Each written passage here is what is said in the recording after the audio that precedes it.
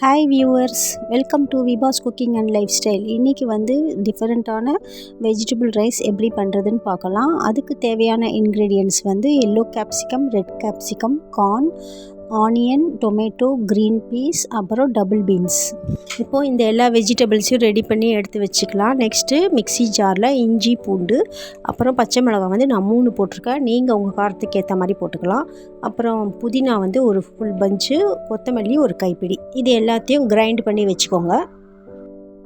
Next வந்து நம்ம குக்கரில் ஒரு 2லேருந்து 3 டேபிள் ஸ்பூன் ஆயில் போட்டு அதில் வந்து சின்னமன், அப்புறம் லவங்கம், அப்புறம் பே லீஃப் இது 3த்தையும் போட்டுட்டு தக்காளி, வெங்காயம் இதையும் போட்டு கொஞ்சம் லைட்டாக வதக்கிக்கலாம்.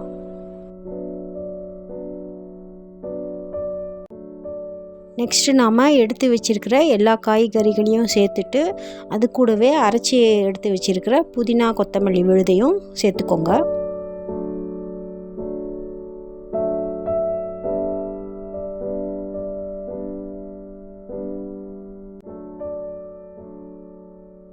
இப்போது இதில் கரம் மசாலா 1 ஸ்பூன், அப்புறம் ஜீரகப்பொடி, தனியா பொடி 1 ஸ்பூனு, அப்புறம் red chilli powder 1 spoon.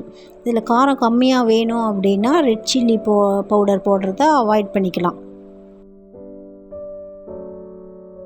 Rice வந்து நான் பச்சரிசி 1 1/2 டம்ளர் அளவு எடுத்திருக்கேன். தண்ணி மெஷர்மெண்ட் வந்து 1 டம்ளருக்கு 2 டம்ளர் அளவு தண்ணி வந்து மெஷர் பண்ணி போட்டுக்கலாம். வெஜிடபிள்ஸ்க்குன்னு தனியாக ஒரு டம்ளர் அளவு தண்ணி போட்டிருக்கேன். கொஞ்சம் உதிராக வேணும் அப்படின்னா தண்ணி அளவு கொஞ்சம் கம்மி பண்ணிக்கலாம். குக்கர் வந்து ஒரு 3 விசில் விட்டுக்கோங்க. வெஜிடபிள் ரைஸ்னால் நம்ம எப்போவும் கேரட், பீன்ஸ், உருளைக்கிழங்கெல்லாம் போட்டு பண்ணுவோம்.